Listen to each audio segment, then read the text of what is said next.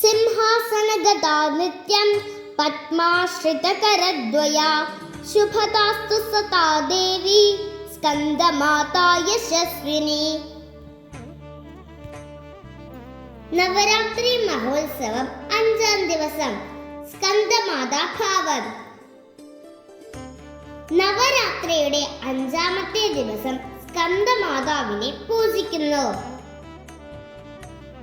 ദേവിയുടെ 5-ാമത്തെ ഭാവമാണ് സ്കന്ദമാതാവ്. ദേവിയുടെ പുത്രൻ കാർത്തികേയന് സ്കന്ദൻ എന്നു പേരുണ്ട്. അതുകൊണ്ടാണ് ദേവിയെ സ്കന്ദമാത എന്ന് വിളിക്കുന്നത്. കാർത്തികേയനെ ദേവിയുടെ മടിയിൽ കാണാം. സ്കന്ദമാതാവിന് 4 കരങ്ങളാണ് ഉള്ളത്. 2 കൈകളിൽ താമരപ്പൂവ് കാണാം. ഒരു കൈ കൊണ്ട് പുത്രനായ കാർത്തികേയനെ അടക്കി പിടിച്ചിരിക്കുന്നു. മറ്റൊരു കൈ സദാ അനുഗ്രഹം നൽകുന്നതിനായി നിവർത്തിപ്പിടിച്ചിരിക്കുന്നു. ദേവിയുടെ നിറം ശുദ്ധ വെള്ളയാണ്. ദേവി ഇരിക്കുന്നത് താമരപ്പൂവിലും. സിംഹമാണ് വാഹനം. സൂര്യദേവന്റെ ബുദ്ധി ദേവിക്കുണ്ട്. തന്റെ ഭക്തരുടെ ഏത് മോഹവും ദേവി സാധിച്ചു കൊടുക്കുന്നു. നിസ്വാർത്ഥമായി ദേവിയെ പൂജിച്ചാൽ എല്ലാവിധ വിജയങ്ങളും ലഭിക്കും. സ്കന്ദദേവിയെ പൂജിക്കുന്നവരുടെ ഹൃദയം പരിശുദ്ധമാകുമെന്നാണ് വിശ്വാസം. ദേവിയെ പൂജിക്കുമ്പോൾ 2 തരത്തിലുള്ള അനുഗ്രഹങ്ങളാണ് ലഭിക്കുക. ദേവിയുടെ മടിയിലിരിക്കുന്ന കാർത്തികേയന്റെ അനുഗ്രഹവും സ്കന്ദദേവിയുടെ അനുഗ്രഹവും ഒരുപോലെ ലഭിക്കുന്നു.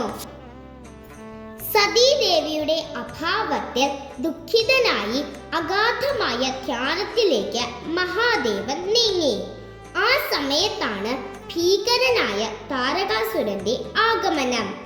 ലോകത്താകമാനം വിനാശം വിതച്ച താരകാസുരനെ ഏവർക്കും ഭയമായി.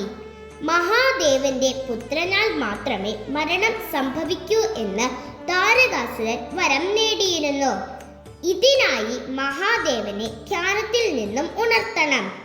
അതിനായി ദേവന്മാരെല്ലാം മഹാവിഷ്ണുവിനെ സമീപിച്ചു. മഹാവിഷ്ണുവിന്റെ ഉപദേശപ്രകാരം നാരദമുനി ഹിമവാന്റെ കൊട്ടാരത്തിൽ ചെന്ന് പാർവതി ദേവിയെ കാണുകയും ദേവിയുടെ അവതാര ലക്ഷ്യം ഓർമ്മപ്പെടുത്തുകയും ചെയ്തു. നാരദമുനിയുടെ നിർദ്ദേശമനുസരിച്ച് പാർവതി ദേവി മഹാദേവനെ ധ്യാനത്തിൽ നിന്നുണർത്തി തന്റെ പതിയാക്കുവാൻ കഠിന തപസ് അനുഷ്ഠിക്കുവാൻ തുടങ്ങി. താരകാസുരൻ കാരണമുള്ള പ്രശ്നങ്ങൾ വർദ്ധിച്ചു വന്നപ്പോൾ ദേവന്മാർ കാമദേവനെ ധ്യാനത്തിലിരിക്കുന്ന മഹാദേവനെ ഉണർത്തുവാനായി ഏൽപ്പിക്കുന്നു. കാമദേവൻ തന്റെ ശരങ്ങളാൽ മഹാദേവനെ ധ്യാനത്തിൽ നിന്നുണർത്തുന്നു.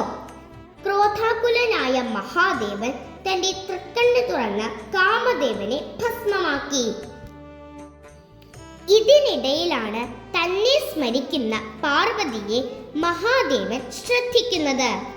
കാമദേവനോടുള്ള ക്രോധവും പാർവതിയോടുള്ള പ്രേമവും കൂടിക്കലർന്ന് അവിടെ തേജസ്സുള്ള ഒരു കുഞ്ഞ് ജന്മമെടുക്കുന്നു.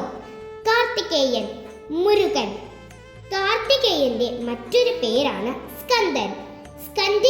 സ്കന്ദന്റെ മാതാവായതിനാലാണ് പാർവതി ദേവി സ്കന്ദമാത എന്നറിയപ്പെട്ടത്.